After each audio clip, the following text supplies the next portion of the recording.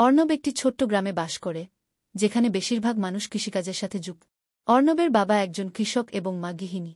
অর্ণবের সবচেয়ে বড় সমস্যা হল তার অঙ্ক। সে দশম শ্রেণীতে পড়ে এবং অঙ্কের প্রতি তার ভীষণ ভয়। প্রতিদিন ক্লাসে অঙ্কের স্যার যখন বোর্ডে অঙ্ক করতে থাকেন, অর্ণবের মন যেন আকাশে উড়ে যায়। অঙ্কের প্রতি এই ভয় আর অজ্ঞতার কারণে পরীক্ষার ফলাফলও ভালো হচ্ছিল না।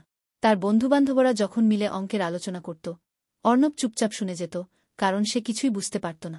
একদিন অর্ণবের মা তার পরীক্ষার খাতাটা দেখে কাঁদতে শুরু করলে। মা বললেন, অর্ণব, তোমার এই অবস্থা কেন? তুমি যদি ভালো না করো, ভবিষ্যতে তুমি কিভাবে ভালো একটা চাকরি পাবে? মায়ের এই কথাগুলো অর্ণবের মনে গভীরভাবে দাগ কাটল। সে বুঝতে পারল, যদি অঙ্কে ভালো করতে না পারে, তবে সে তার স্বপ্ন পূরণ করতে পারবে না। অর্ণব তখন দুই সংকল্প করল, সে যেভাবেই হোক অঙ্ক শিখবে।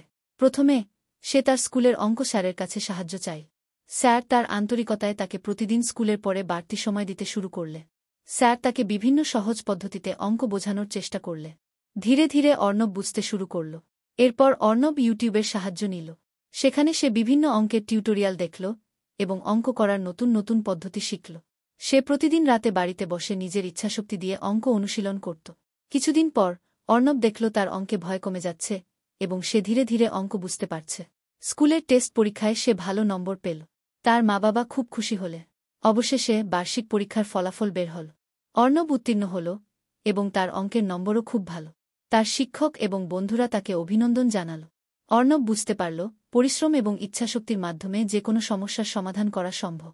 অর্ণবের গল্পটি গ্রামের সকল ছাত্রদের জন্য একটি অনুপ্রেরণা হয়ে উঠল। তারা বুঝতে পারল যে, যদি দৃঢ় সংকল্প ও পরিশ্রম করা হয়, তবে কোনো বাধাই তাদের অগ্রগতি রোধ করতে পারে না।